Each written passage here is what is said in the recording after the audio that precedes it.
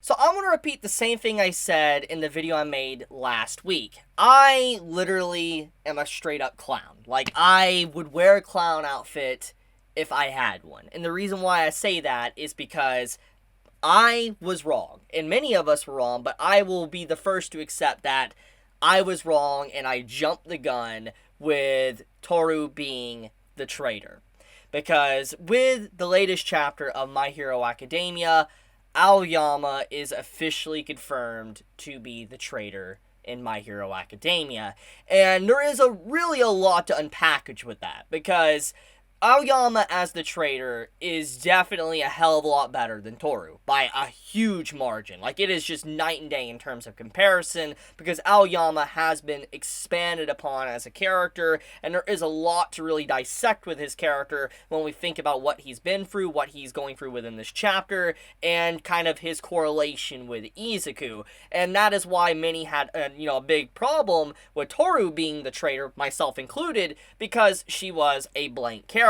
However, before I go any further, I do want to talk about Toru for a second. So, one of the things that this chapter does do is that Toru kind of snitches on Aoyama. That is something I do want to point out. And the thing is even though we clearly see that she told everyone and she kind of made itself very clear that she's potentially not the traitor, we do have to wonder that maybe Toru is playing the extra big brain chess level plays. For instance, maybe she is a traitor, but she's ratting out Aoyama because Aoyama isn't really loyal to the cause. For instance, loyal to All for One. Now, once again, this is a theory. I'm not saying that that is indeed the case, but we do have to factor that in. That, Toru still could potentially be the traitor, and Izuku being right there next to someone like Toru, next to Aoyama and Aoyama's parents, could lead to him being completely surrounded and trapped. Technically, he is outside of the school right now, so there is an entire possibility that, he could be captured, and they both can be traitors. I want to make sure everybody keeps that in their head. But once again, at least with this chapter, Toru is innocent. And the thing about that is now Toru still is technically a blank character, and I do hope that thanks to, this chapter and all that Horikoshi really dives into Toru as a character and gives her a little bit more development, because she is the most underdeveloped character, I would say, throughout the entire Class A cast, because she doesn't really have much going for her besides her, being invisible, like I said.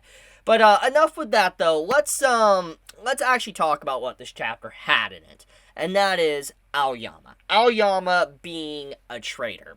So why does this hit harder than what Toru was? Well, for one, Aoyama, it's revealed he was given his quirk. He was born quirkless. And instantly, we could see the correlation with him and Izuku. Izuku was a boy born quirkless. And Horikoshi Sensei has always had a knack for kind of having different perspectives on what-if scenarios. For instance, like if Izuku never got, one for all, what would have happened? This is a scenario that he's constantly played with continuously. He's done this with, let's say, Bakugo. He's done this with Todoroki. He's done this with Shigaraki. He's done this with, Togata. We've had many what-if scenarios kind of surrounding Izuku and kind of what could have went wrong. For instance, even Gentle. Gentle's another example of that. There's a lot of characters that kind of parallel Izuku to a certain extent. And in this case, Aoyama is another example of it. That, a what-if. What if, Izuku never got one for all? Would his mother have taken drastic measures and went to someone like All for One to give her son a quirk? That is where Aoyama comes in. Basically, if, the parents of Izuku or parent of Izuku would have taken the extra step, went the extra mile. And that's what happened to Aoyama. His parents cared about him so deeply and didn't want him to get bullied, didn't want him to be an outcast, and wanted him to actually live his dream, that they went to the biggest evil just to make sure that their son could potentially have a good life. Obviously, we know how that turned out, but the point still stands. The feelings behind that still matter. That the parents, when they went to All for One, they wanted to have their son to have a good life. They wanted their son to have a shot at being a hero. Now, the thing about this is that All for One is incredibly despicable for just the sheer act of giving Aoyama such a quirk. I mean, literally, Aoyama's quirk, it hurts him. Like, that's something that needs to be clarified, put on the table right now.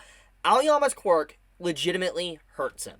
He has talked about it, that if he uses the quirk and all that, it gives him a tummy ache, but it's not just that. He can literally crap his pants if he uses it too much, and it makes him sick. So, obviously, that doesn't seem as crazy as breaking your freaking bones, but it doesn't change the fact, though, that imagine your own quirk literally hurting your stomach, giving you nausea, and literally crapping your pants in front of everyone. That would destroy you morally. I couldn't imagine living in that type of situation, trying to be a hero, and let's say you're trying to save the day and stop a villain, and you crap your pants because of it. It's just like, you can imagine how many people will make fun of you. And so, all for one, giving Aoyama that type of quirk is just evil. Like, well, yeah, he's an evil man, but it's just like, holy crap, you're wanting someone to be loyal to you and spy for you, but then you turn around and you give him a quirk that's just straight up worthless. Like, I do wonder why All For One did that. I mean, maybe it's because he was spiting them for wanting Aoyama to be a hero. Maybe that's it.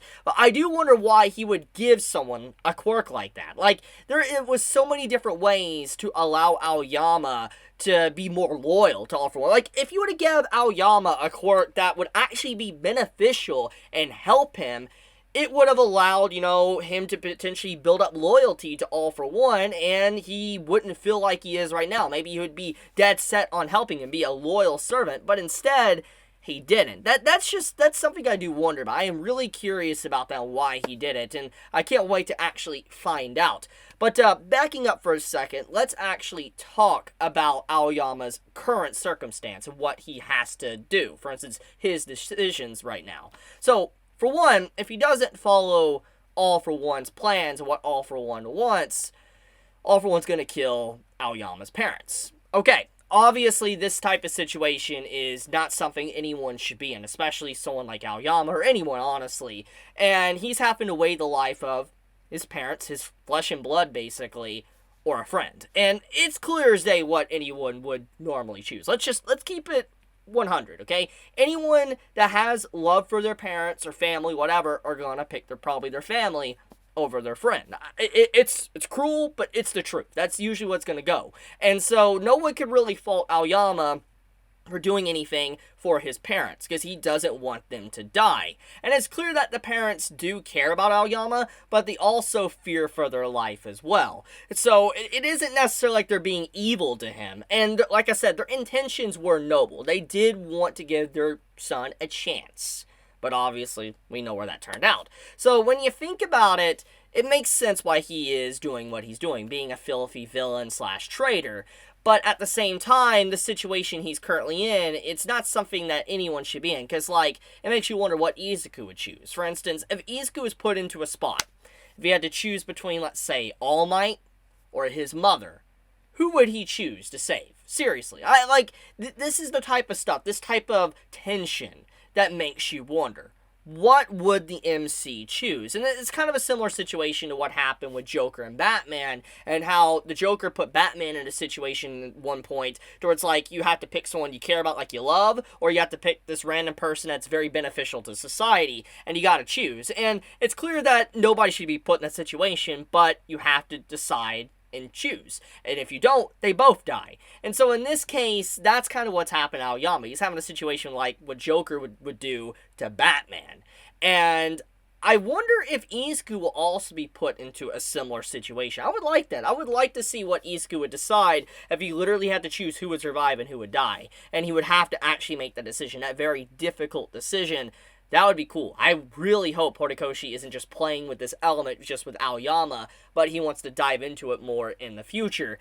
But what is Izuku gonna do? We know he's not gonna kill Aoyama, because I mean, he knows for a fact that Aoyama is being forced to do that. However, All For One does have abilities, for instance quirks, that are capable of just remotely blowing people up. So when you really think about the situation, All For One could have done something like that to Aoyama's parents. And I do feel like that if he doesn't comply, Aoyama is gonna have to do something. And so I feel like there's multi-layers to this. I really doubt that it's just Aoyama that is a traitor. And that's kind of why I opened up this video talking about Toru being a traitor, because it's like, Aoyama feels too incompetent. Like, don't get me wrong, I like Aoyama, and it explains a lot of his actions now of how so many things have been, kind of lined up. But I feel like he couldn't have accomplished all of this without a partner. I really feel that way, and that's why I'm still led to believe that Toru is a traitor, and she was ratting Aoyama out to basically get rid of a weak link to be able to keep her cover. That's my opinion on that, but the point stands. I feel like there's something else going on here, because right now it just seems very incompetent for All For One to just really rely on Aoyama to such an extent, especially just seeing how his quirk really doesn't help him much. Like, what's he really going to do against Izuku? Like, let's be 100, okay? Let's actually just take a moment and just say Aoyama, he somehow just comes straight up evil. Like, he is evil right now, okay? Let's go down that path. How is he supposed to fight Izuku? Obviously, he's not. But how is he supposed to fight anyone else in Class A? Seriously. Is there anyone that Aoyama really could defeat in UA? Like, I mean, seriously. Like, there's no way he would be able to defeat Bakugo, Todoroki. I don't think he would be able to beat Ochiko. I mean, even Toru, I think, would be able to beat Aoyama. The point is that I just don't think that Aoyama has the capability to be able to beat anyone. So there's obviously something else there. There is an emergency backup plan that All For One has for Aoyama if, for instance, like, he gets caught. That's my thoughts. I feel like he probably implanted something in Aoyama that is much worse than what Aoyama believes. Maybe the reason why Aoyama has such a weakness with his quirk is because whatever All For One did to his quirk. Who really knows? All I'm trying to say is that I feel like there's something else going on here, and that it's clear that it's not going to be as simple as, oh, you're a traitor, we could talk this out, we could do something about it. There's something else. So I can't wait to see how Horikoshi Sensei kind of handles that, because it's an interesting chapter. It's a nice twist, and I'm glad to see that it's a character that I actually care about and has a nice link with Izuku. But anyways, I'm going to leave it at that. If you want more of my content to appear in your YouTube feed, then, please subscribe. And if you enjoyed this video and I gave you any form of entertainment, then, please leave a like. But as I said at the beginning of this video, I'm happy to take an L, and I'm happy to be wrong about Toru. And I'm glad to see that it was Aoyama in the end. But I love you guys. Be safe. Chibi out.